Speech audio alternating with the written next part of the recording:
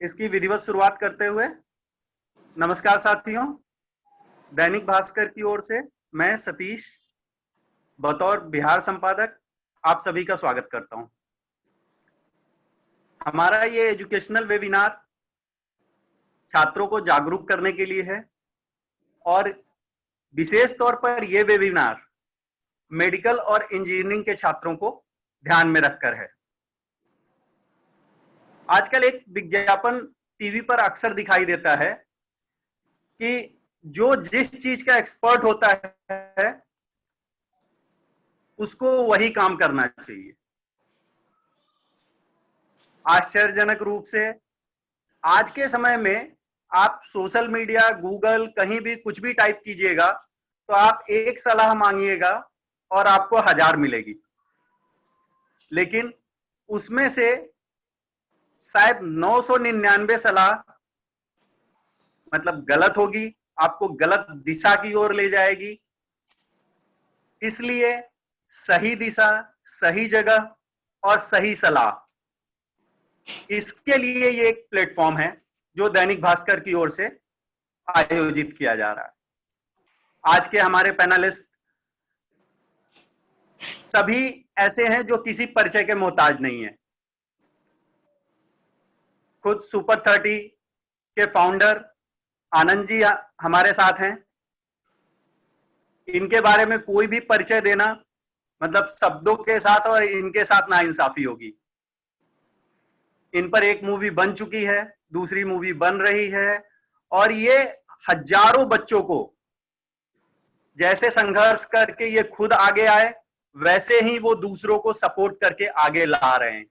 और वो ऐसे बच्चे जिनको मतलब खाने के भी शायद उनके पास पर्याप्त संसाधन नहीं है। हमारे दूसरे पैनलिस्ट हैं अजय बहादुर जी। सेम सुपर 30 के पैटर्न पे ही जैसे आनंद जी इंजीनियरिंग की तैयारी करवा रहे हैं बच्चों को, गरीब बच्चों को चुन चुनकर, वैसे ही अजय जी मेडिकल की तैयारी करवा रहे हैं। एक समय था जब अजय जी खुद मेडिकल की तरफ परस्यू करना चाह रहे थे, लेकिन आर्थिक कारणों से वो नहीं कर पाए। आज वो हजारों बच्चों को इसके लिए तैयार कर रहे हैं। मॉडरेटर हमारे हैं सुपरस्टार माई एफएम आरजे कार्तिक। इनके बारे में भी परिचय देना की कोई जरूरत नहीं है, इसलिए कि सोशल मीडिया पे ही इनके नियर अबाउट 75 लाख फॉलोअर हैं। इनका मंडे मोटिवेशनल शो जिसके लगभग 50 करोड़ 500 मिलियन फॉलोअर व्यूज हैं, तो इतने लोग तो इनसे डायरेक्ट कनेक्टेड हैं, तो हम इनका परिचय क्या कराएंगे। तो आगे ये शो मैं पूरी तरीके से मॉडरेटर के ही हवाले करता हूं। सो कार्तिक जी प्लीज। बहुत बहुत शुक्रिया सर आपका और पूरी दैनिक भास्कर बिहार की टीम का, और जितने दोस्त हमारे साथ में जुड़े हुए हैं सुबह से और लगातार जिनकी चैट्स यहाँ पर आ रही है और जो पूछ रहे हैं कि क्या आप तक हमारी बात पहुंच रही है, तो जी हाँ, आपकी जो बात है और आपके जो सवाल हैं हम तक पहुंच रहे हैं। तो सबके नाम और सबके सवालों को मैं सर तक पहुंचाने की कोशिश करूंगा। उससे पहले मेरा नाम है आरजे कार्तिक, जो अक्सर आपसे कहता है कर दिखाओ को जैसा कि दुनिया करना चाहे आपके जैसा।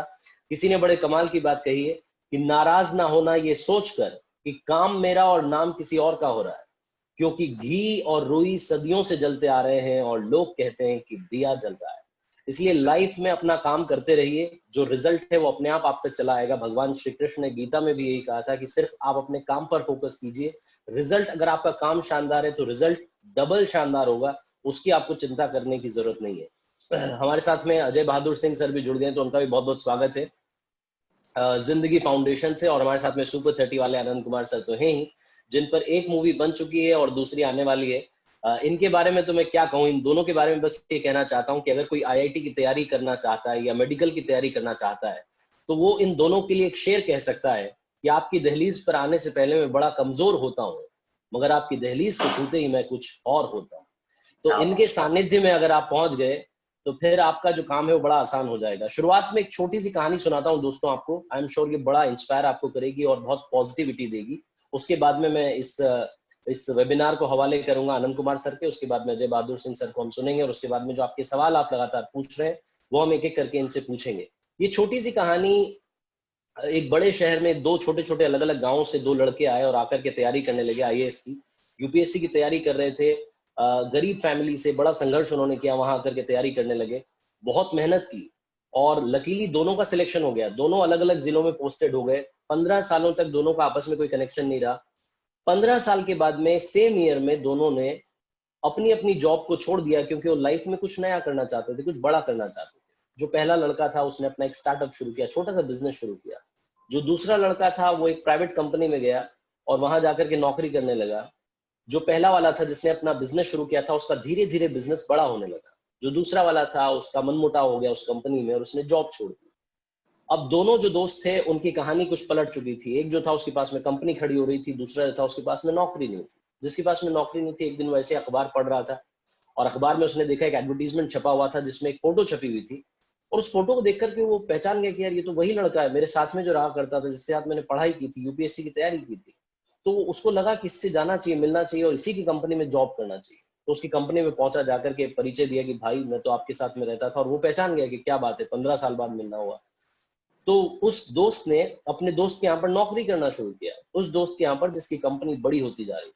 दोनों की दोस्ती फिर से स्ट्रांग होती गई, बॉन्ड बढ़ता गया। एक दिन ऐसे ही बातों बातों में उसने पूछा कि मेरे भाई एक बात बताओ, आज मैं तुम्हारी कंपनी में नौकरी कर रहा हूँ और तुम यहाँ मालिक बनकर के बैठे हो, ये चमत्कार कैसे हुआ? दोनों ने पढ़ाई की, दोनों की बुद्धि का जो लेवल है सेम सेम चाहिए, हम दोनों जो है अपने करियर में आगे बढ़ गए, नौकरी की, उसके बाद में नौकरी छोड़ दी, लेकिन आज तुम्हारे पास एक कंपनी और मेरे पास में नौकरी है। ये मालिक और नौकर का जो कनेक्शन है समझ में नहीं आया। तो वो जो लड़का था जो जो कंपनी चला रहा था, उसने बोला कि भाई याद करो 15 साल पहले जब आप और मैं साथ में रहते थे उस बड़े शहर में, उसको पटना मान लीजिए, पटना में रहते थे और अपनी कोचिंग की तैयारी कर रहे थे। एक दिन हम दोनों कोचिंग के लिए निकले थे, आधे रास्ते जाने के बाद मुझे याद आया कि हम अपने रूम की जो लाइट है उसे बंद करना भूल गए। तो मैंने तुमसे बोला था कि चलो चलते हैं और जाकर के उसे बंद करते हैं फिर कोचिंग जाएंगे, लेकिन तुमने बोला था कि क्या फर्क पड़ता है, मकान मालिक की लाइट है, जलने दो, जल रही है तो हम अपना कोचिंग जाते हैं। उस दिन तुम उस आधे रास्ते से अपनी कोचिंग की तरफ चले गए थे और मैं उस दिन वापस अपने कमरे पर गया था, जाकर के लाइट ऑफ की थी, उसके बाद कोचिंग गया था, क्योंकि उस दिन भी तुम नौकर की तरह सोच रहे थे कि वो तो मालिक की है, और उस दिन भी मैं मालिक की तरह सोच रहा था कि वो लाइट और वो पंखा और वो कमरा मेरा है। तो मेरी सोच शुरू से मालिक वाली रही है। तो लाइफ में अगर आप कुछ अचीव करना चाहते हैं तो सारा खेल थॉट्स का है, आपकी सोच का है। इसीलिए मैं आपसे बार बार कहता हूं, कर दिखाओ कुछ ऐसा कि दुनिया करना चाहे आपके जैसा। अब बिना देरी के जिनको हम सुनने के लिए बेकरार हैं, सबसे पहले शुरुआत करते हैं। आनंद कुमार सर के हवाले इस वेबिनार को कर रहा हूं और हम सब सुनना चाहते हैं कि उनके थॉट्स, क्योंकि आज का समय दोस्तों बहुत टफ टाइम है। ये एक ऐसा समय आया है जिसमें क्या अमीर क्या गरीब, मतलब अमीर भी उदास है, गरीब भी उदास है, लेकिन मुस्कुराएगा फिर वही जिसे जिंदगी से आस है। तो पॉजिटिविटी आज के टाइम का मंत्र है। सर का मैसेज क्या है वो आइए अब हम सुनते हैं। सर आपके हवाले वेबिनार है, आपको सुनने के लिए बड़े सारे स्टूडेंट्स बेकरार हैं। जी सर। बहुत बहुत धन्यवाद कार्तिक जी। आपने तो ऐसी शुरुआत की कि मैं भी मोटिवेट हो गया। और सतीश सर का भी धन्यवाद, माननीय संपादक महोदय का, जिन्होंने हमें मौका दिया। और आज अच्छी बात है कि जो हम आपके लिए कॉलम लिखते हैं, बच्चों की कहानियां लिखते हैं, कुछ मोटिवेशनल बातें लिखते हैं, उसका 100 अंक पूरा हो गया है, 100 एपिसोड पूरा हो गया। तो ये 100 एपिसोड पूरा होने पर ये जो कार्यक्रम चल रहा है उसके लिए मैं सतीश जी को और पूरे भास्कर टीम को धन्यवाद देना चाहता हूँ। और साथ साथ कार्तिक जी के बारे में मैं जरूर बताना चाहूंगा। बिहार में भी लोग इनको जानते हैं, पहचानते हैं, लेकिन थोड़ा 2 लाइन में अपना परिचय भी दूंगा। कार्तिक जी से मेरी कोई पहचान नहीं, कोई मुलाकात नहीं। एक दिन क्या हुआ, इनकी भी एक कहानी। एक दिन क्या हुआ कि ऐसे ही फेसबुक देखते देखते इनकी कहानी पर गया, कुछ जानकारी नहीं थी, कहानी पर गया तो देखा कि इतना लाइक है, इतना व्यू है, सुनते हैं कैसा बोलते हैं, तो मैं सुना, अच्छा लगा। फिर अगला मंडे को इनकी कहानी आई फेसबुक पर, तो मेरा बेटा छोटा 10 साल का वो भी खड़ा था, उस समय 9 साल 8 साल का ही था। वो सुना, कहा पापा बड़ी अच्छी कहानी। और मैं आपको ईमानदारी से बोलूं, जो पेरेंट्स, जो गार्जियन कहते हैं कि हमारा बेटा मोबाइल में लगा हुआ रहता है, वीडियो गेम में लगा हुआ रहता है, वो छोड़ नहीं पाता है, उनको कार्तिक जी का, आरजे कार्तिक जी का जो कहानियां है वो सुननी चाहिए, वो सारा चीज छोड़ के मोटिवेशनल बातें सुनेगा। तो आज हम लोगों के लिए, बिहार वासियों के लिए, तमाम दर्शकों के लिए सौभाग्य की बात है कि इतने अच्छे लोग हैं, इनसे जयपुर में मुलाकात होती है, इनके साथ प्रोग्राम होता है, बहुत अच्छी बात है। दोस्तों, ये कठिन टाइम में आपको हमेशा मोटिवेशन की बातें करनी चाहिए, निगेटिव बातों से कोई वास्ता नहीं रखना चाहिए। कार्तिक जी को सुनिए, इनका मंडे वाला प्रोग्राम को देखिए, और जो अभी कठिन परिस्थितियां हैं, ये एक बहुत अच्छी बात बोलते हैं कि भाई अभी तो फूल पत्ते नहीं है, लेकिन फिर शाखें आएंगी, बाहर आएंगी, इस तरह का कुछ इनका एक कोट है, बड़ा अच्छा है। तो वह मैं इनसे सुनना चाहूंगा अपनी बातों को खत्म करने पर। तो देखिए, अभी जो कोरोना का संकट है, आज मैं सुबह सुबह अखबार में पढ़ रहा था कि कुछ पेरेंट्स काफी डिस्परेट हो गए कि नहीं, हमारे बच्चों को एग्जाम देना चाहिए, क्यों सरकार एग्जाम आगे बढ़ा रही है, कोरोना हुआ तो क्या है, इनका भविष्य अंधकार में है। कुछ पेरेंट्स ने पहले PIL दर्ज किया था कि नहीं, एग्जाम की तिथि बढ़नी चाहिए। तो तरह तरह के लोग हैं, उधेड़ बुन में हैं, कई लोगों की नौकरियां छूट रही है, किसी की वेतन में कटौती हो रही है।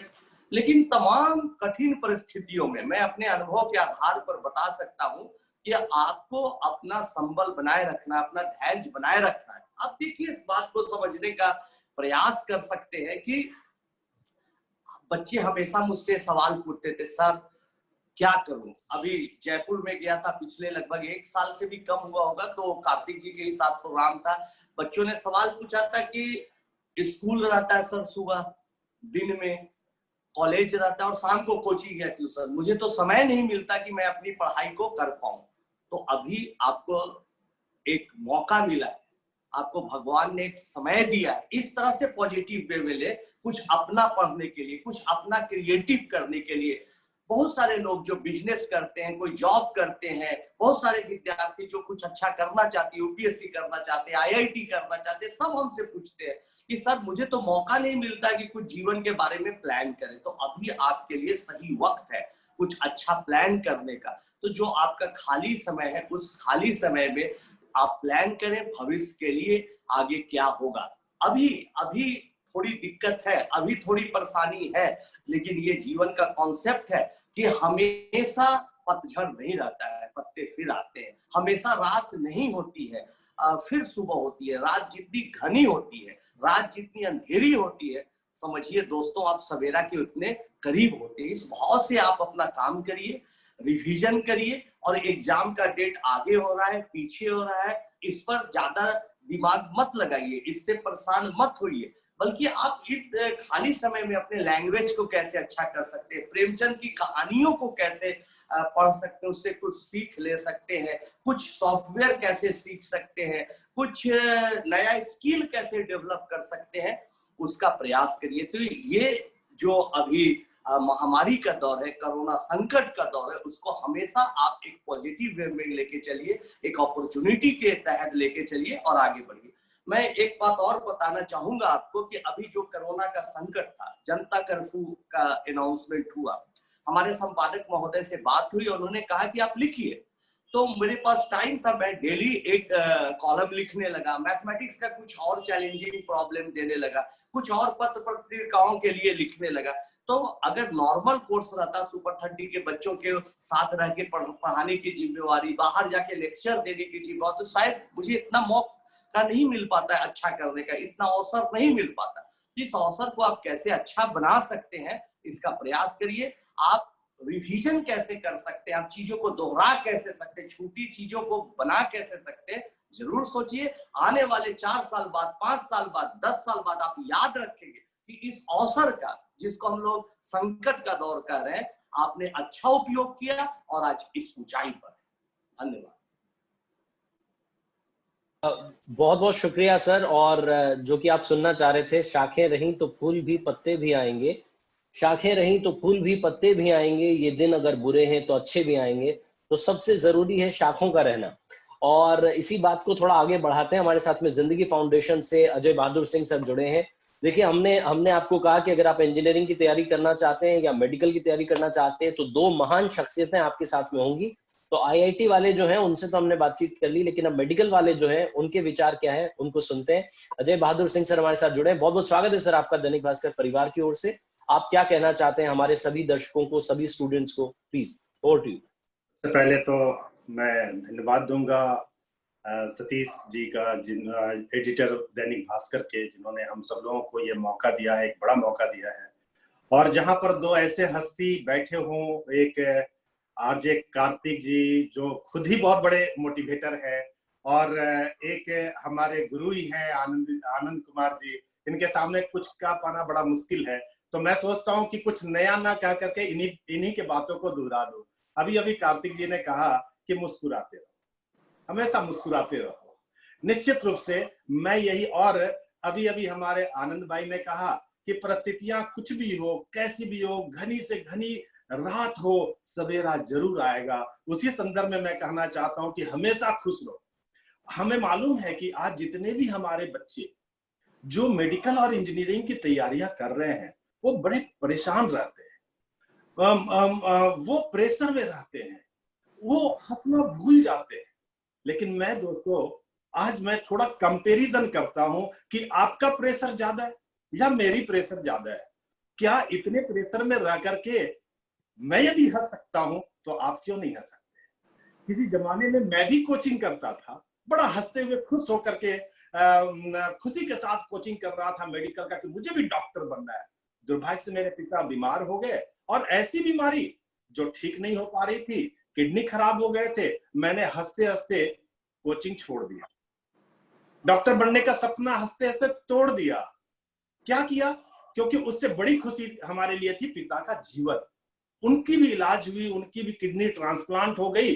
तो फिर जब वो घर आ गए तो पैसों की तंगी हो गई, अब बड़ा मुसीबत हो गया।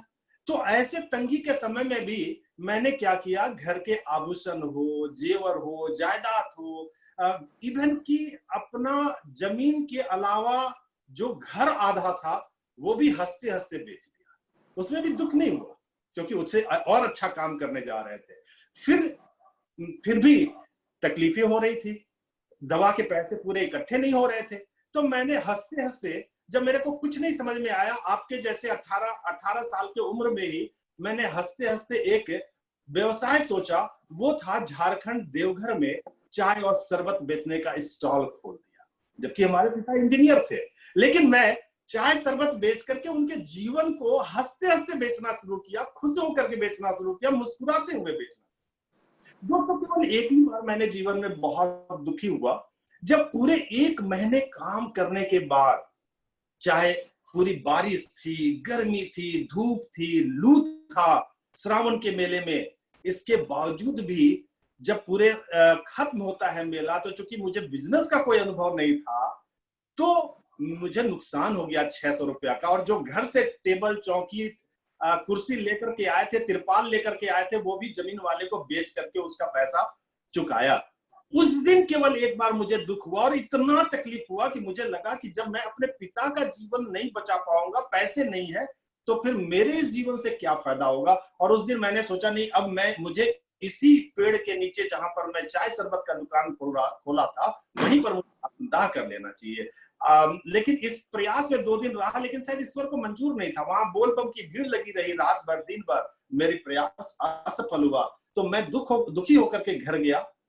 और लेकिन वहां के बाद मेरी माँ और मेरी मुलाकात जो होती है वो आंसुओं के साथ होती है। माँ सब कुछ समझ जाती है। लेकिन उसके बाद से ही फिर मैं खुश हुआ। खुश होकर के घर घर जा करके सोडा मेकर मशीन बेचने लगा, ट्यूशन पढ़ाने लगा, शादी और ब्याह में कोल्ड ड्रिंक्स सप्लाई करने लगा, पंडाल, दशहरा पूजा के पंडाल में कोल्ड ड्रिंक्स बेचने लगा। लेकिन ये तमाम काम मैं बहुत खुशी और एनर्जी के साथ कर। उसके बाद से तो मुझे कभी दुख हुआ ही नहीं, कितना भी स्ट्रगल हो। फिर मैंने ट्यूशन पढ़ाया, ग्रुप ट्यूशन पढ़ाया, फिर मैं बहुत खुश था। फिर मुझे बहुत खुशी मिली जब मैंने उसको एक इंस्टीट्यूशन का रूप दे दिया।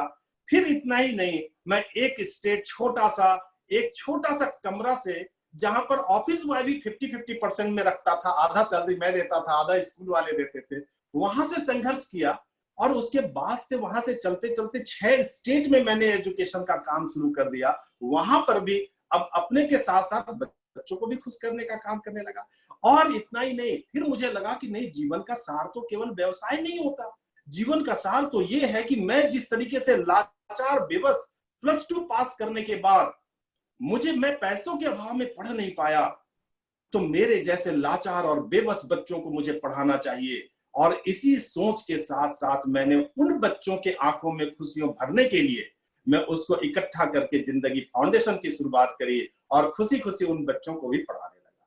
जब मेरे बच्चे पूरी तरीके से सेलेक्ट होने लगे, 2017 में 20 में से 20 बच्चे क्वालिफाई कर गए, 18 में, 2019 में 14 में से 14 बच्चे क्वालिफाई कर गए, तो मेरी खुशियां बढ़ गई। भले ही मैं डॉक्टर नहीं बन पाया मेरे दोस्त, लेकिन जानते हैं प्राइवेट यूनिवर्सिटीज की आंखें मेरे अंदर गई कि ये बहुत अच्छा काम कर रहा है, और मुझे डॉक्टरेट की डिग्री दे दिया, ऑनररी डिग्री दे देते, वहां भी मैं बहुत खुश था। तो मैं ये कहना चाहता हूं कि हर हाल में, चाहे कितना भी आपके पास मुसीबत आए, कितना भी आपका एग्जामिनेशन करीब आए, आपको परेशान नहीं होना है, हैरान नहीं होना है।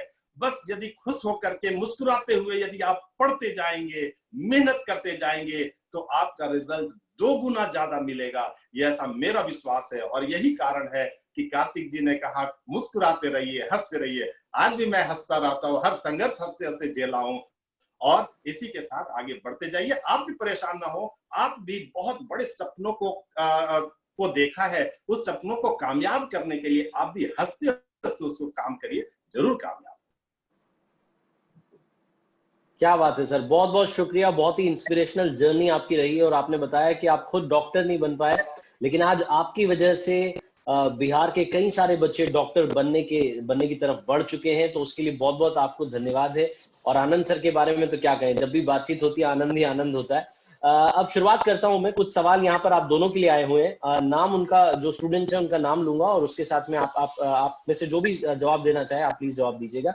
एक सवाल यहाँ पर है कि टाइम टेबल को लेकर के सर एक सवाल है कि टाइम टेबल जो है इस वक्त कोविड के बाद में जो न्यू नॉर्मल आया है, इसमें बच्चे का टाइम टेबल क्या होना चाहिए, जो भी तैयारी कर रहे हैं, चाहे वो मेडिकल की हो, आईआईटी की हो, आप अपने तरीके से बता सकते हैं जी। तो टाइम टेबल के लिए जहां तक बात है, उसके लिए मैं बोलना चाहूंगा, मैंने उस पर एक आर्टिकल भी लिखा था।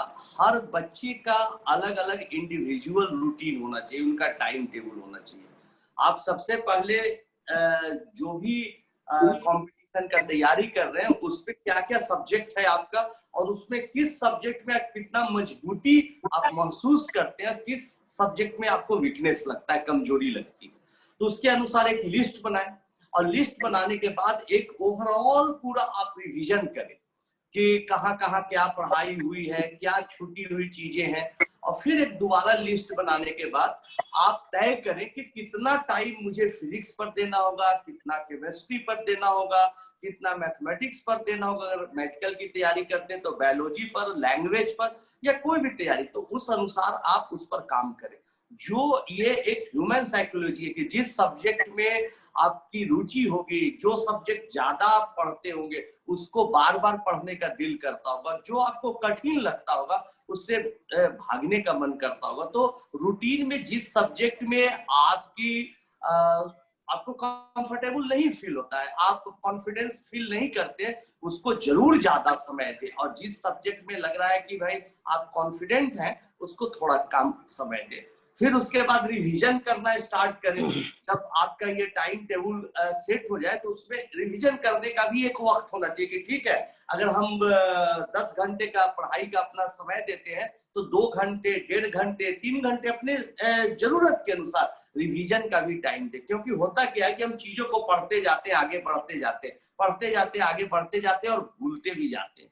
इसलिए आप हमेशा इस बात का ख्याल रखें कि रिवीजन के लिए भी टाइम टेबल में वक्त होना चाहिए। और जो आप टाइम टेबल बनाते हैं, वीकली बनाइए, और फिर देखिए कि वीक के अंतिम एक दिन में रेस्ट रखिए।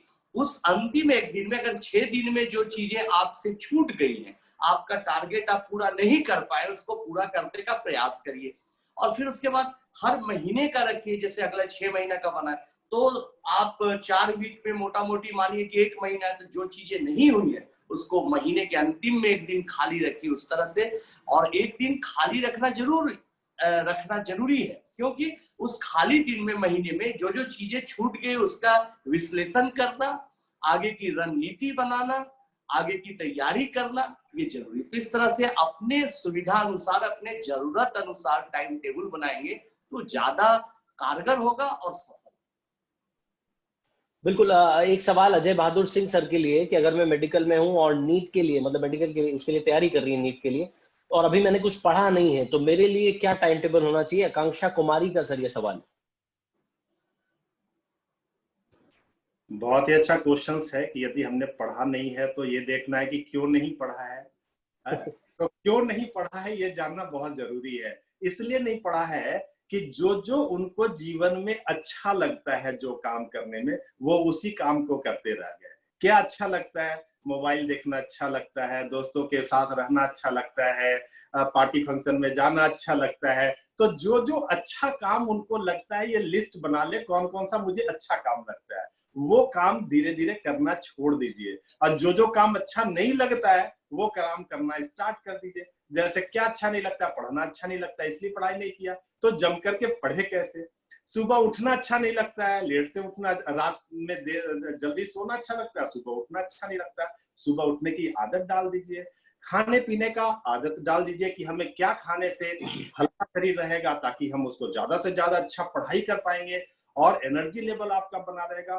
तो वो तमाम काम वो करना स्टार्ट कर दे जो उनको अच्छा नहीं लगता। तो जो अच्छा नहीं लगता उसकी प्रैक्टिस शुरू कर दे, और जो अच्छा लगता था उसको छोड़ दे। आप देखेंगे कि जो चीज उनको अच्छा नहीं लगता था, वो करते करते करते करते एक दिन वो उसकी हैबिट बन जाएगी, और वही हैबिट उसको पढ़ने के लिए मजबूर कर देगा और सफलताएं के शिखर तक पहुंचा देगा। तो इस तरीके से ही सफल हो सकते हैं। नहीं अच्छा लगता, आज से स्टार्ट कर दे तो देखेंगे उनको बहुत जल्दी सफलता मिलेगी। क्योंकि ये दैनिक भास्कर की नॉलेज सीरीज है, तो आप अपना नॉलेज बढ़ाएं। जो भी आपके पास में सवाल है, आप यहाँ Q&A का एक ऑप्शन आपको दिख रहा होगा, वहां आप चैट बॉक्स में टाइप करते जाइए। यज्ञेश का आनंद सर आपके लिए सवाल है, और ये सवाल मुझे लगता है कि बहुत सारे स्टूडेंट्स की तरफ से एक बार में इन्होंने पूछ लिया है कि मैं मैथ्स में वीक हूँ, मैं क्या करूं कि मैथ्स में थोड़ा सा ठीक हो जाऊं। तो ये मैथ्स का जो फोबिया है काफी लोगों को, उसको लेकर के पूछना चाह रहे हैं कि क्या करना चाहिए कि इनकी तैयारी मैथ्स में अच्छी हो जाए। बहुत अच्छा सवाल पूछा, और ये कॉमन सवाल है, बहुत सारे पेरेंट्स भी पूछते हैं बच्चों के साथ साथ ये सवाल। दरअसल में मैथमेटिक्स को लोग रटने लगते हैं, वहीं से मुश्किलें शुरू हो जाती है। आप हमेशा इस बात का ख्याल रखें कि कोई कॉन्सेप्ट पढ़ रहे हैं, कोई फार्मूला पढ़ रहे हैं, तो उसका हाउ एंड व्हाई जानिए। अगर आप देखना चाहते हैं कि भाई आयत का क्षेत्रफल क्या है, एरिया क्या है, तो लंबाई इंटू चौड़ाई होती है, लेकिन लंबाई गुने चौड़ाई से उसका एरिया क्यों निकल जाता है, इसको समझने का प्रयास करें। हम लोग डिवाइड करते हैं, एक बड़े नंबर को डिवाइड नहीं होता तो वहां से एक उदाहरण लेके यहाँ अंक लिखते हैं, इस तरह से डिवाइड करते हैं तो नंबर बंटवारा हो जाता है। ये प्रक्रिया जानते हैं, प्रोसेस जानते हैं, तरीका जानते हैं, लेकिन इस तरीके का प्रूफ नहीं जानते। तो जब तक आप तरीकों का प्रूफ नहीं जानिएगा, चीजों को ठीक से नहीं समझिएगा, तब तक चीजें आपके हाथ में नहीं आएंगी। इसलिए हर कॉन्सेप्ट का हाउ एंड व्हाई पढ़िए, उसको जानिए और उसको अपने नेचुरल लाइफ में, प्रैक्टिकल लाइफ में जोड़ के देखिए। सुपर 30 के पढ़ाने के दरमियान मेरा अनुभव रहा है कि बहुत सारे ऐसे बच्चे आए और पढ़ाने के दरमियान बहुत सारा अनुभव किया, जो बच्चा हाउ एंड व्हाई सीखने का प्रयास किया, उनके कारणों का जानने का प्रयास किया, प्रैक्टिकल लाइफ से चीजों को जोड़कर देखने का प्रयास किया, उसको चीजें समझ में आने लगी और बच्चा मैथमेटिक्स में इंटरेस्ट लेने लगा। जैसे हम नाम लेना चाहेंगे शशि का। शशि अभी अधिकारी बन गए हैं, जयपुर में ही आपके पोस्टेड हैं, बहुत बड़े अधिकारी हैं रेलवे में। और जब उनसे बातचीत होती थी, इंटरेक्ट करता था, तो पूछते थे सर मैथमेटिक्स में उतना मन नहीं लगता है, आपको हमको इंटरेस्टिंग कैसे लगे? तो हमने बताया और शशि ने प्रयोग किया, और आज देखिए कि इतने बड़े अधिकारी बन गए। और इसके बावजूद भी वो पढ़ते रहते हैं, लिखते रहते हैं। तो चीजों का जब आप डेप्थ में जाके समझने का प्रयास करेंगे तो अच्छी चीजें आपको दिमाग में लगेगी, और एक ही सवाल का कई मेथड आपके दिमाग में आएगा। जब भी सवाल का सॉल्यूशन निकल जाए तो कभी निश्चिंत नहीं होना चाहिए कि चलो भाई अलजेब्रा का सवाल है, कॉम्प्लेक्स नंबर का सवाल है, मैंने बना दिया। अरे भाई, इस कॉम्प्लेक्स नंबर के सवाल को क्या आप ज्योमेट्री से बना सकते हैं? क्या इसे ट्रिगोमेट्री से आप बना सकते हैं? इन चीजों को भी आप सोचने का प्रयास करिए। जब एक बार सवाल बन जाए तो उसको देखिए कि अगर ये 2 वेरिएबल के लिए प्रॉब्लम बना है तो क्या इसे 3 वेरिएबल के लिए बनाया जा सकता है, 4 के लिए बनाया जा सकता है, या फिर इसको n वेरिएबल के लिए बनाया जा सकता है कि नहीं।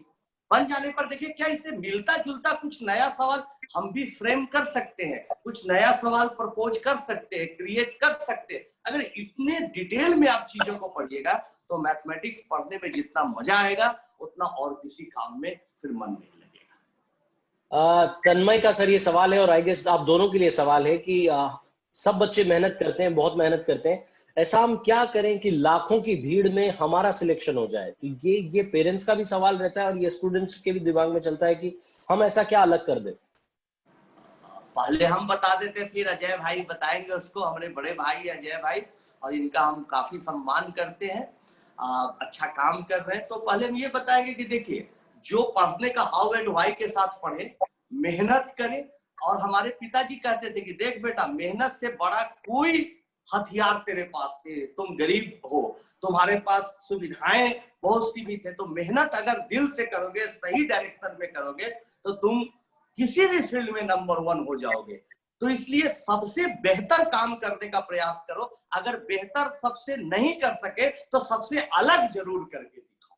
तो मैं इस बात को जीवन में मंत्र बांध के लगा कि सबसे थोड़ा अलग करके जरूर चीजों को दिखाओ। एक मैथ का प्रॉब्लम है, एक फिजिक्स का प्रॉब्लम है, जिससे आम लोग सोचते हैं, जैसा कि अभी हमने बनाया ज्योमेट्री का प्रॉब्लम, ज्योमेट्री से उसको ट्रिगोमेट्री से जरूर सोचने का प्रयास करिए, उसके नए उसमें क्या डायमेंशन वो खोजने का प्रयास करिए। तो जब भी आप चीजों में नई बातें खोजेंगे, क्योंकि सारा आपके पास कितना संपत्ति है, आप आज से 10 साल बाद बच्चे, 20 साल बाद, 25 साल, इसका वैल्यू नहीं रहेगा कि आपके पास कितना संपत्ति है, कितना रुपया है।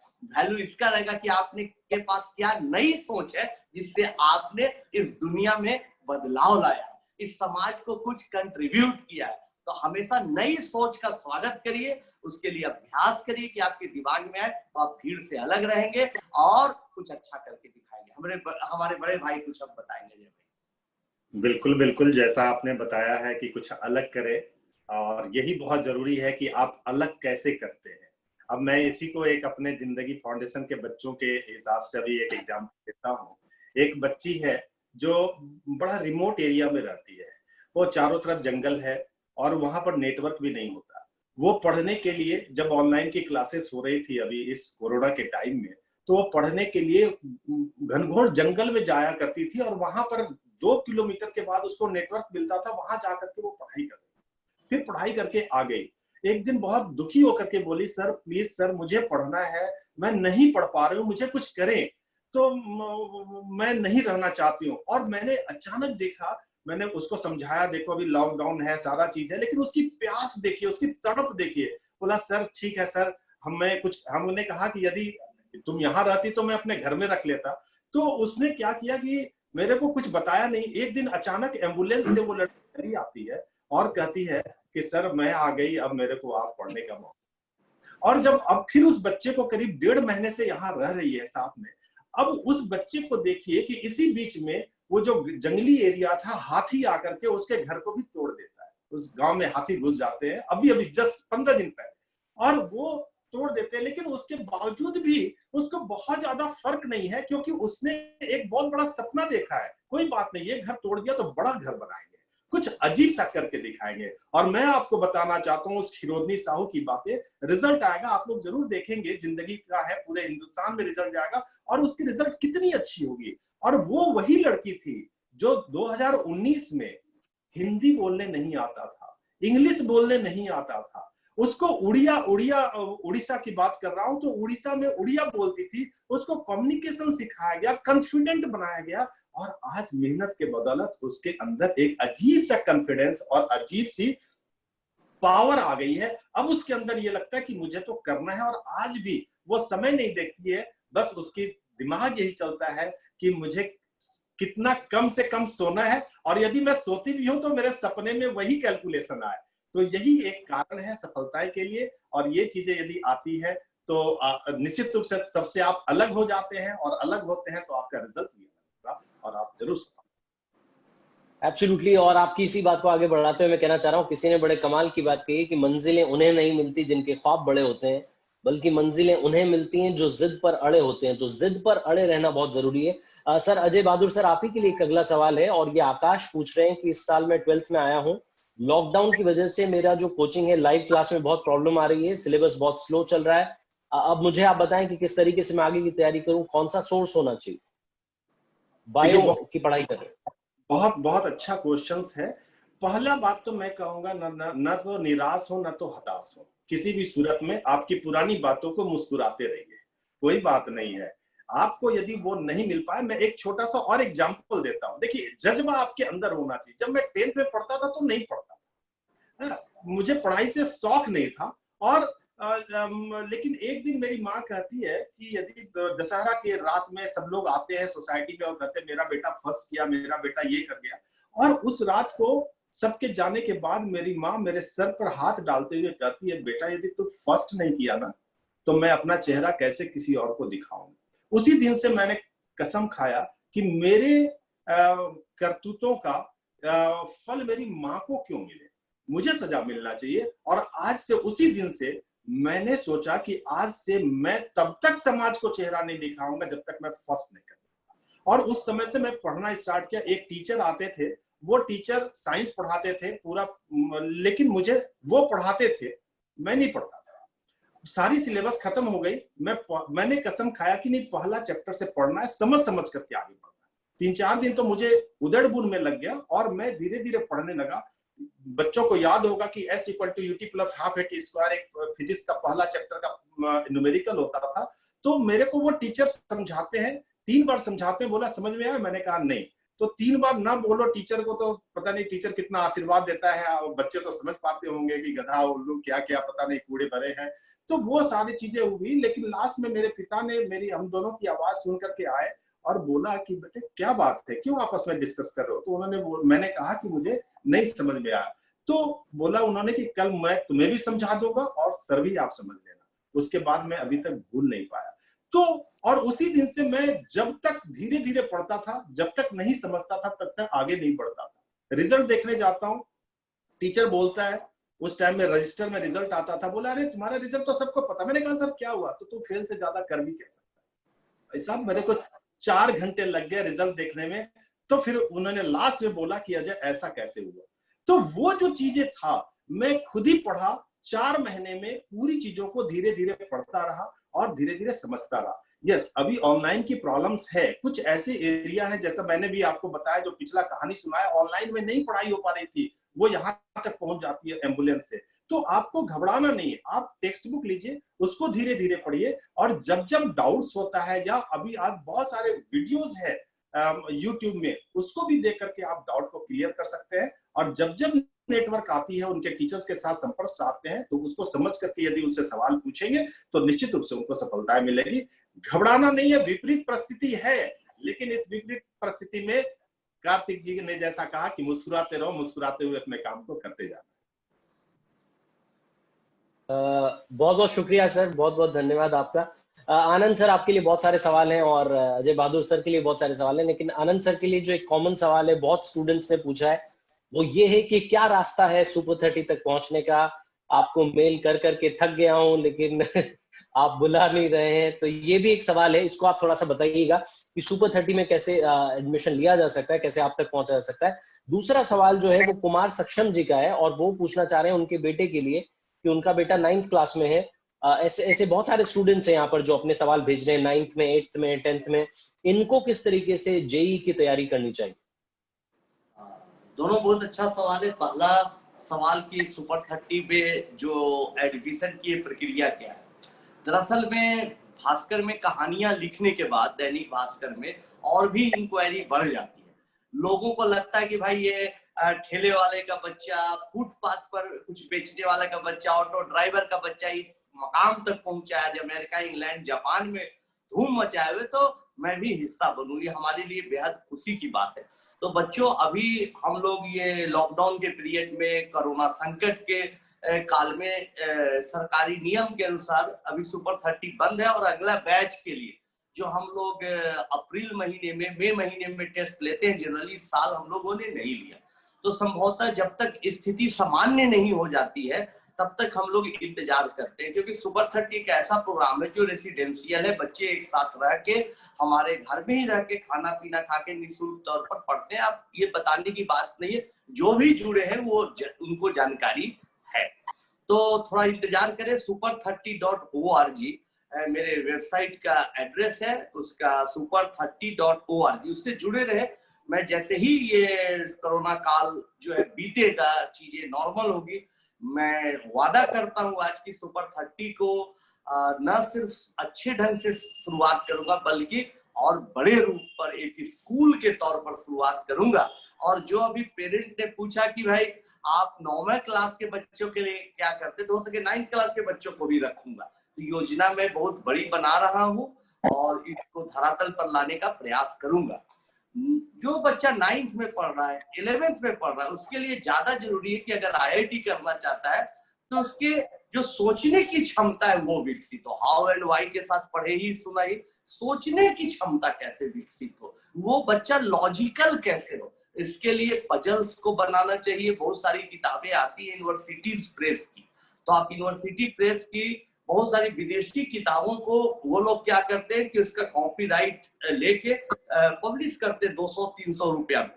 तो वो किताबों को पढ़ने से आप जब अच्छा पजल सॉल्व करिएगा तो आपकी सोचने की ताकत जरूर बढ़ेगी। जैसे आप शरीर का अभ्यास करिएगा, एक्सरसाइज करिएगा, कसरत करिएगा तो शरीर मजबूत होगा, उसी तरह से दिमाग को भी जितना लगाइएगा उतना मजबूत होगा। तो पजल्स बनाइए शुरुआती दौर से ही, और साथ साथ जो भी सवाल को बनाते हैं 9th में, उसको बहुत ब्रॉड वे में बनाइए। जैसे अभी हमने सोचा एक ही सवाल को दूसरे मेथड से बनाना, उसको जनरलाइज करना। तो इस तरह से अगर आप अपनी सोच को विकसित करते रहिएगा तो 10th के बाद आप तैयारी कर सकते हैं। कोई जरूरी नहीं है कि आप 9वीं 10वीं कक्षा में हैं और IIT का कोचिंग जो लोग चला रहे हैं, बाजारवाद बनाए, उनके जाल में जाकर फंस जाए, ऐसा कोई जरूरत नहीं। अपने सोचने की क्षमता विकसित हो, सवालों का बनाने का तरीका विकसित हो, इस पर प्रयास करिएगा तो चीजें बेहतर होगी। और आप न सिर्फ IIT को क्वालिफाई करेगा एंट्रेंस टेस्ट को, बल्कि और भी बड़ी बड़ी उपलब्धियां जीवन में मिलेंगी और आपको बड़ा आनंद महसूस होगा, बहुत खुशी होगा। जैसे अजय भाई बोलते हैं, प्रॉब्लम सॉल्व। क्या बात है। मोटो E3 नाम से एक यहाँ पर यूजर है और वो पूछना चाह रहे हैं आनंद सर आपसे कि मैं जब अपने इंस्टीट्यूट में टेस्ट देता हूँ तो उसमें जब नंबर कम आते हैं तो डीमोटिवेट हो जाता हूँ, आगे कैसे बढ़ूं, क्योंकि टेस्ट तो होते रहते हैं, तो वो नंबर कम आती है, उनका कॉन्फिडेंस गिर जाता है, उनको क्या करना चाहिए? देखिए, कोई टेस्ट तो 4-5 टेस्ट के नंबर आपके जीवन को तय नहीं करता है कि भाई आप क्या करेंगे। जैसे समुद्र के लहरों को गिनकर आप उसके गहराई का अंदाजा नहीं लगा सकते। इस तरह से 2-4 टेस्ट में जो मार्क्स आते हैं खराब, उससे ये आप नहीं तय करें कि आप बहुत पिछड़ रहे हैं, टेंशन में आने की बात है। किन किन कारणों से आपके मार्क्स कम आ रहे हैं, कहाँ पर दिक्कत हो रही है, इसको समझने का प्रयास करें। हम तो बोलने के लिए बोल देंगे, लेकिन बहुत सारे बच्चे ऐसे होते हैं जो कि रेस में बहुत पीछे होते हैं और पेरेंट्स के दबाव में, सामाजिक परिस्थितियों के कारण वो कोचिंग कर रहे होते। उनके लिए इतना आसान नहीं होता है कि अच्छा ठीक है हम अपनी कमियों को खोज के सुधार लें, इतना आसान नहीं होता है। तो आप जो जनरल, तो कुछ दिनों के लिए आप आराम करें। आराम करने का मतलब लीक से अलग हट के काम करें। यानी अगर आप +2 में है और कुछ अच्छी तैयारी कर रहे हैं, तो अगर 9th-10th के भी सिलेबस में कोई दिक्कत है, उसके कॉन्सेप्ट में दिक्कत है, तो विदाउट एनी हेजिटेशन आप उसको पढ़े, उसको समय दे, आप शुरू से शुरुआत कर सकते हैं। बहुत बार जीवन में हमारे मौका आता है, जब भी कोई नई चीज मैं सीखता हूँ तो शुरू से शुरू करता हूँ। कभी भी 20 से शुरुआत करिएगा तो हमेशा फ्रस्ट्रेशन और डिप्रेशन बना रहेगा, जो आपके लिए घातक होगा, आपको निराश करना होगा। मुझे मान लो RJ बनना है, तो मैं शुरू से शुरू करूंगा, तुरंत जाके RJ नहीं बन जाऊंगा और कार्तिक जी का मुकाबला नहीं करने लगूंगा, बल्कि RJ बनने के लिए क्या चीजों की जरूरत है, उसकी भाषा कैसी होनी चाहिए, उसमें फ्लो कैसे आता है बोलने में, उसके लिए कितना अध्ययन करना चाहिए, कितनी कविताएं कहानियों को पढ़ना चाहिए, कितना रिसर्च करना चाहिए, कितना बैकग्राउंड में अभ्यास करना चाहिए, इन चीजों की सूची बना के शुरू से शुरू करूंगा। तो मैं वही बता रहा हूँ कि अगर आप टेस्ट में नंबर कम आता है तो उससे घबराए नहीं, अपनी कमजोरियों की शुरुआत हो सके। अगर क्लास 8 का भी आपको किताबों को पढ़ना पड़े तो उसमें हेजिटेट करने की जरूरत नहीं है। धीरे धीरे समय कब बीत जाएगा आपको पता नहीं चलेगा और आप बहुत ही मजबूती के साथ उभरेंगे। बिल्कुल सही कहा सर आपने। यहाँ पर एक सवाल अजय बहादुर सर के लिए, उसके बाद में एक सवाल आप दोनों के लिए होगा और उसके बाद हम कोशिश करेंगे कि आज के इस वेबिनार का समापन किया जाए। केशव आनंद का सर आपके लिए सवाल है और वो पूछना चाह रहे हैं कि इस बार मैं नीट अटेम्प्ट कर रहा हूँ, तो मुझे फिजिक्स को ज्यादा टाइम देने का कोई तरीका बताएं, कोई ट्रिक बताएं जिससे कि मैं फिजिक्स को ज्यादा टाइम दे पाऊं। नीट के लिए इस बार अटेम्प्ट कर रहे हैं। बहुत ही बढ़िया क्वेश्चंस है। पहले तो ये देखना है उनको कि ऐसा न करें, अब 1 महीने का वक्त रह गया है, 1 महीने में ज्यादा से ज्यादा यदि ले देंगे तो 3 और सब्जेक्ट उनका बिगड़ जाएगा, क्योंकि फिजिक्स से मार्क्स 180 मार्क्स का होता है और उसी तरीके से केमिस्ट्री, बॉटनी, जूलॉजी, ये बायोलॉजी मिलकर के भी 180 का आ जाता है।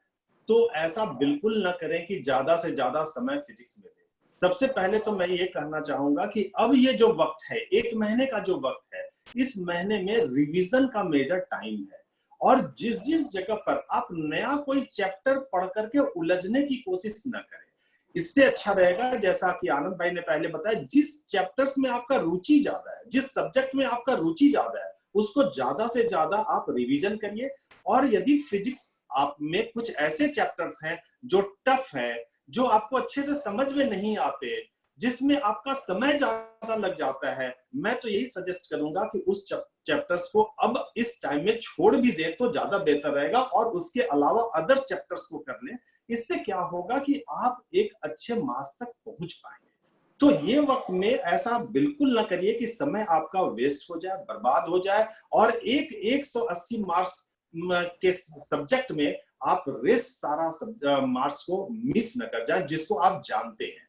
तो ये रिवीजन में आप जितना अच्छा करेंगे, जितना साइंटिफिक वे में करेंगे, जिसके ऊपर कॉन्फिडेंस है उसको और अच्छा से करेंगे, क्योंकि ये यहाँ नॉलेज नहीं है, यहाँ मास आपको लाना है। और यदि वंश आपका यदि 50 मार्क्स कम भी आ जाता है फिजिक्स में, फिर भी आपके बहुत सारे मार्क्स आते हैं। मैं ये भी बताना चाहता हूँ कि नॉर्मली ये तो स्टेट वाइज डिपेंड करता है, लेकिन नॉर्मली जो नीट का क्वालिफाइंग मार्क्स होता है, जहां सिलेक्शन होता है, वो 500, 20, 25, 30, 35 ये स्टेट वाइज वेरी करता है। कुछ कुछ स्टेट में 500 में भी होता है, जैसे महाराष्ट्र में देखेंगे तो 500 में हो जाता है, 490 में हो जाता है।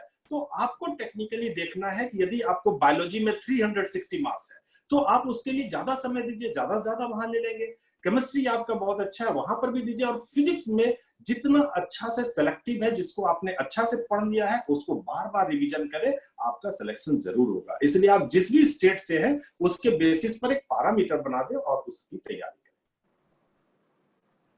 करें। Absolutely, thank you so much sir. बहुत सारे स्टूडेंट्स का सवाल था फिजिक्स को लेकर के, जिसका आपने जवाब दिया।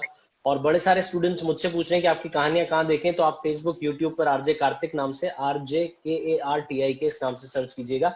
एक बहुत ही कमाल का सवाल है और ये मैं आखिरी सवाल रख रहा हूँ आज के लिए। प्रियांशु ने सवाल पूछा है, आप दोनों के लिए सवाल है, how to remove the gap between what we think and what we do. जो हम सोचते हैं कि हमें IIT और नीट क्लियर करना है, लेकिन हम उसके लिए तैयार ही नहीं कर पा रहे हैं, तो सोच तो रहे हैं लेकिन हो नहीं पा रहा है। इसके जो बीच का गैप है, इसको कैसे रिमूव किया जाए? आप दोनों के लिए सर ये सवाल। दरअसल में क्या है कि ये बहुत इंपॉर्टेंट सवाल है और मैं तो 50 साल 60 साल की उम्र वाले लोगों को देखा कि जिंदगी भर सोचते रह गए कि अच्छा जब स्टूडेंट लाइफ में दुर्गा पूजा, उसके बाद से मैं पूरी पढ़ाई करूंगा, अपना लैंग्वेज सुधारूंगा या कुछ भी करूंगा, वो सोचते रहते। दुर्गा पूजा आता है, पढ़ाई शुरू करते हैं और फिर वो 1-2 दिन में छूट जाता है। अच्छा इस बार दीपावली से करूंगा, 1 जनवरी से करूंगा, 2002 से नहीं हुआ 3 से करूंगा, तो ऐसे करते करते उम्र बीत जाती। तो बड़ा अच्छा सवाल आपने पूछा है। इसका जवाब यही है जो मैंने प्रैक्टिकल लाइफ में देखा ना, कि हम लोग बड़े बड़े सपने को तुरंत साकार करना चाहते हैं, तुरंत चाहते हैं कि अच्छा मैं अपने शरीर को थोड़ा बनाऊं, तो तुरंत ऋतिक रोशन को ही देखने के टारगेट बना लेते। कुछ अच्छी कहानियां सुनाओ तो तुरंत RJ कार्तिक ही बनना चाहते हैं। नहीं, शुरुआत छोटी है, छोटा छोटा रूटीन आप बनाए, छोटी छोटी बातों से शुरुआत करें। जैसे अजय भाई ने बोला कि एक कमरे में आधा दिन के लिए किराया पर लेके अपने संस्थान को शुरू किया। तो जब आपकी शुरुआत, हाँ आपका अंतिम लक्ष्य बड़ा होना चाहिए, आपका अंतिम लक्ष्य बहुत बड़ा होना चाहिए, आसमान की उस ऊंचाइयों के छूने का प्रयास होना चाहिए जिस ऊंचाई के बारे में आज तक किसी ने कल्पना नहीं की। ये सच है, लेकिन शुरुआत बहुत छोटी होनी चाहिए। तो आप जब पढ़ना चाहते हैं, कुछ अच्छा अभ्यास करना चाहते हैं, तो उसकी छोटी शुरुआत कैसे हो सकती है, इसको देखिए। आप छोटा सा 2 घंटा आप एकदम नहीं पढ़ते तो ठीक है, हम पहले आपको जरूरत है 12 घंटा डेली पढ़ने के लिए, IIT करने के लिए या UPSC, तो आप पहले 12 घंटे से शुरू मत करिए, 1 घंटे से शुरू करिए। ठीक है, कल मैं 1 घंटा पढ़ूंगा, अपनी पूरी ताकत के साथ 1 घंटा पढ़ूंगा, फिर अगला दिन 1 घंटा पढ़ने के लिए प्रयास करें, फिर अगला दिन 1 घंटा, फिर धीरे धीरे 2 घंटे 3 घंटे करते करते चीजें बढ़ती जाएगी। पहली बात।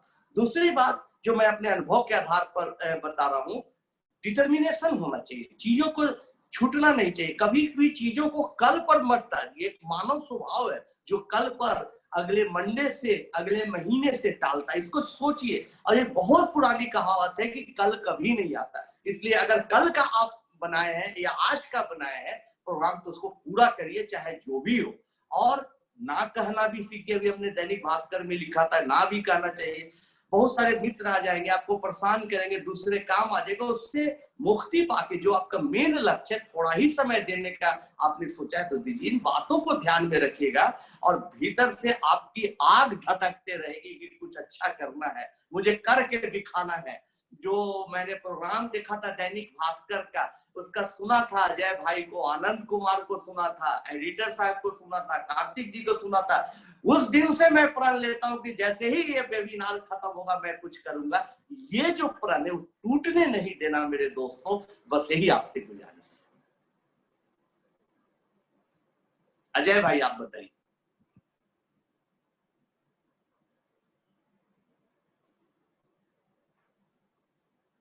पहुंच रही है, आपको आवाज आ रही है? जी जी जी। नहीं, बहुत ही बढ़िया आनंद सर ने ही इस सारे सवाल का जवाब दिया। मैं भी इसको कंक्लूड करता हूं कि जीवन में जब भी लोग हैं, इसमें गैप पूरा करने का एक ही रास्ता है कि लोग अपने आप को चोर और जज दोनों ही बनाते हैं। यदि आप पूरे 24 घंटा में अपने आप से ज्यादा आपको और कोई दूसरा नहीं जान सकता है, तो जब आपका काम, एक विद्यार्थी का काम है विद्या का अर्जन करना, तो यदि उसको देखना है कि इसके अलावा और क्या क्या करता है, वो केवल वही देख सकता है। आज ऑनलाइन में सारे लोग मोबाइल में देखते हैं, मोबाइल पर पढ़ते हैं या यूट्यूब देखते हैं या गूगल में देखते हैं, पता नहीं। तो उसको देखना है कि दिन भर में उन्होंने क्या क्या चोरियां किया, मतलब क्या क्या गलतियां किया, वो जो गलती की है उसको नोट कर ले और रात को जज बन करके उसको पनिशमेंट दे, खुद को पनिशमेंट दे। तो और ये करे कि यदि आज, जैसा कि अभी अभी आनंद भाई ने कहा कि हर दिन आज का काम आज फिनिश करो, 1 वीक का काम 1 वीक में फिनिश करो, ये नहीं कि उसको लंबा करना है। मैं यही कहता हूं कि यदि आज का काम यदि आज फिनिश नहीं होता है, तब भी जज बन करके आप अपने आप को पनिशमेंट दे और छोटी छोटी पनिशमेंट खुद को देना भी सीख ले। जैसे आज यदि ये चैप्टर नहीं खत्म होगा तो आज रात का खाना हम नहीं खाएंगे, कोई बात नहीं, एग्जामिनेशन तक 2-4 किलो वेट घट जाएगा, इससे कोई फर्क नहीं पड़ता, लेकिन आपकी कॉन्फिडेंस बढ़ जाएगी। तो यदि ये प्रक्रिया आपकी चलती रहेगी ना, तो आप में बहुत सारा डेवलपमेंट होगा और इतना डेवलपमेंट होगा कि आपको खुद ही विश्वास नहीं होगा कि इतना ज्यादा परिवर्तन आपके अंदर में कैसे है।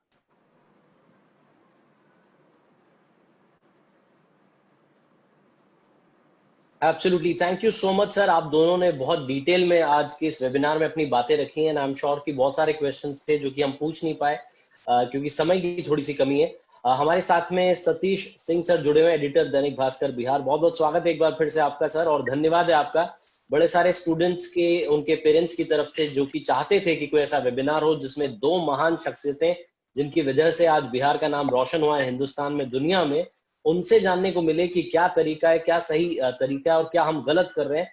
तो बहुत कुछ आपके माध्यम से, दैनिक भास्कर बिहार के माध्यम से आज जनता को जानने को मिला है। तो मैं आरजे कार्तिक भी, आनंद सर की तरफ से और अजय बहादुर सिंह सर की तरफ से भी आपका धन्यवाद करता हूँ। बाकी जो आप कहना चाहें हमारे दर्शकों को। एक्चुअली आनंद जी से पिछले दिनों बातचीत में एक अजय जी के बारे में बात हो रही थी, 1 डिग्री फॉर्मूला। तो चूंकि अभी तक की इस पूरे वेबिनार में ये सवाल नहीं आया है, तो मैं चाहता हूं कि अजय जी एक बार उसको 1 डिग्री फॉर्मूला को एक्सप्लेन कर दें, ताकि मैं तो उनसे अलग से बात करके समझ सकता हूं, लेकिन हमारे जो इतने सारे लोग जुड़े हुए हैं, बच्चे, युवा जुड़े हुए हैं, उनके लिए भी ये बहुत फायदेमंद होगा। प्लीज अजय जी। बिल्कुल बिल्कुल, मैं बस इसको ये बताना चाहता हूं कि जब पानी को गर्म करते हैं तो 99 डिग्री सेंटीग्रेड तक पानी केवल गर्म होता है, और जैसे ही 1 डिग्री सेंटीग्रेड बढ़ जाता है तो 100 डिग्री सेंटीग्रेड में वो खौलने लगता है, उससे भाप निकलने लगता है, स्टीम निकलने लगता है, और वही स्टीम बड़े से बड़े इंजन को चला देता है। भले ही फर्क केवल 1 डिग्री सेंटीग्रेड का होता है दोस्तों, लेकिन वही 1 डिग्री सेंटीग्रेड सब कुछ बदल देता है, पूरी दुनिया बदल के रख देती है। इसलिए मेरे दोस्तों, जब आप अपने सपने को साकार करने के लिए मेहनत कर रहे होते हैं, अपने सपने को पूरा करने के लिए एक्शन ले रहे होते हैं, तो कभी कभी आपका मन भटकता है, सोचते हैं, रहने देते हैं, आज का काम कल कर लेंगे, कल का काम अगले वीक में कर लेंगे। मेरे दोस्तों, मेरे बच्चों, मैं आपको बताना चाहता हूं, समझाना चाहता हूं कि आपको एक 100 डिग्री सेंटीग्रेड के फार्मूला को समझना पड़ेगा। आपको एक 100 डिग्री सेंटीग्रेड तक आपको जाना पड़ेगा। आप जो मेहनत करते हैं, उस मेहनत का रिजल्ट आपको हर दिन नहीं मिलता है, बल्कि उस मेहनत का रिजल्ट आपको हर रोज का मेहनत एक दिन उस रिजल्ट तक जरूर लेकर के जाता है। मेरे बच्चों, आप जो भी करते हैं, आपने जो भी सपना देखा है, आप अपने आप को जहां तक पहुंचाना चाहते हैं, उसका सफर लंबा है। आपके हर रोज की मेहनत, आपके हर रोज की हिम्मत, आपकी हर रोज की कुर्बानियां, आपके हर रोज अपने आप को संभालते हुए आपको 100 डिग्री सेंटीग्रेड तक जाना ही पड़ेगा। 100 डिग्री सेंटीग्रेड उस विनिंग मोमेंट तक पहुंचना है जहां पहुंचते ही सब कुछ बदल जाता है। उस कामयाबी की ऊंचाई तक पहुंचना है जिसे प्राप्त करते ही सब कुछ बदल जाता है। ओलंपिक में गोल्ड मेडल का विनिंग डिफरेंसेस केवल कुछ सेकंड के लिए होता है, लेकिन उसी कुछ सेकंड्स को प्राप्त करने के लिए, गैप को मिटाने के लिए खिलाड़ी पता नहीं कितने साल तपस्या करते हैं, कोशिश करते हैं। मैं अभी सुपर 30 के ऋतिक रोशन जी के बारे में एग्जांपल देता हूँ। आनंद भाई के जैसा ढीला ढाला, उनको भी गठीला शरीर को बनाने के लिए उनको 6 महीने अपने मसल को गलाने पड़ गए। तो एक एक्टर सुपरस्टार बनने के लिए कई एक महीनों तक, सालों तक वो अपने शरीर को गलाता है, तो और तब जाकर के वो सुपरस्टार बनता है। आपको यह जानना बहुत जरूरी है, कंपटीशन में जीत वाला दिन केवल वही देखते हैं जिस दिन के लिए वो कई एक दिनों तक मेहनत कर रहे होते हैं। रातों रात सफलताएं उन्हीं को मिलती है जिसके लिए वो कई एक रात जागे होते हैं। बच्चों, आपको 100 डिग्री तक जाना ही पड़ेगा, आपको 100 डिग्री को अपनाना पड़ेगा। इसके लिए आपकी जब भी हिम्मत टूटे तो याद रखना, जब भी हिम्मत टूटे तो याद रखना,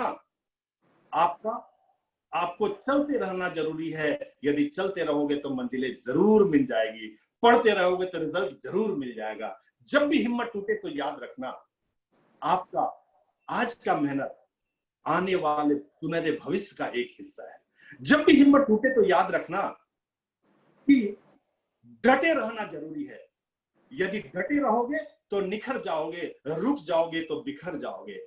जब भी हिम्मत टूटे तो याद रखना कि दोस्तों, रिजल्ट को टाइम लगता है, लेकिन जब रिजल्ट आता है तो टाइम बदल जाता है। मेरे बच्चों, टाइम बदल जाता है। इसलिए आपकी हिम्मत, आपकी तपस्या, आपकी हौसला, आपका जज्बा बदलेगा एक दिन सफलता में, बदलेगी एक दिन कामयाबी में।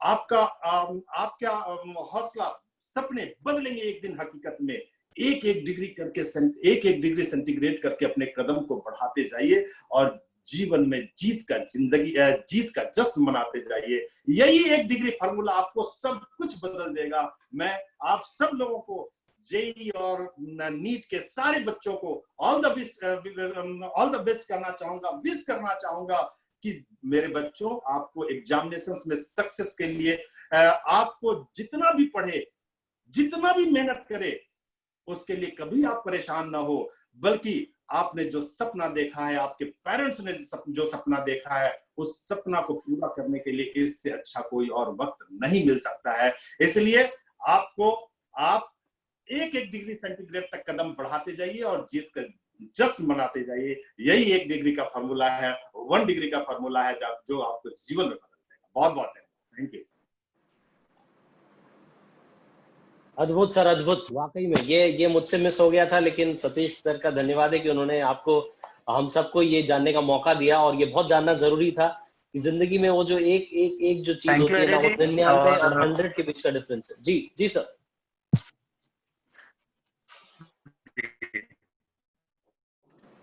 Thank you Ajay ji. और मतलब आपका ये बच्चों हम लोगों के लिए भी बहुत आपने जो मतलब वन लाइनर एक बीच में जो मैंने कैच किया कि मतलब आपके 2-4 टेस्ट में कम नंबर या फेल होने या असफल होने से कोई जिंदगी में बहुत ज्यादा टर्न अराउंड नहीं होता है। अगर आप उसमें हौसला नहीं हारते हैं तो निश्चित रूप से आपको मंजिल मिलेगी। ये न सिर्फ स्टूडेंट्स, किसी भी प्रोफेशनल के लिए भी बहुत अच्छा है, क्योंकि हम हर दिन हर रोज एक एग्जाम देते हैं। और अखबार वालों के लिए जैसे भास्कर जैसे ग्रुप के लिए तो उसकी परीक्षा चेक करने के लिए 10 लाख पाठक होते हैं बिहार में, जो उनकी रोज सुबह कॉपियां चेक करते हैं। तो थैंक यू कार्तिक जी, आपने इतने अच्छे से सारे प्रोग्राम को हैंडल किया। इसके अलावा जो एक बैकग्राउंड में है जो हमें नहीं इस स्क्रीन पे दिखाई दे रहे हैं, उनका भी थैंक्स करना चाहेंगे। दिनेश जी जो इस पूरे प्रोग्राम को ऑर्गेनाइज किया, थैंक्स दिनेश जी अगर आप सुन रहे हो तो। और जो हमारे इतने सारे साथी हजारों की संख्या में जुड़े हमारे युवा साथी, उनका भी बहुत बहुत धन्यवाद। Thank you very much. Thank you so much. नमस्कार। नमस्कार।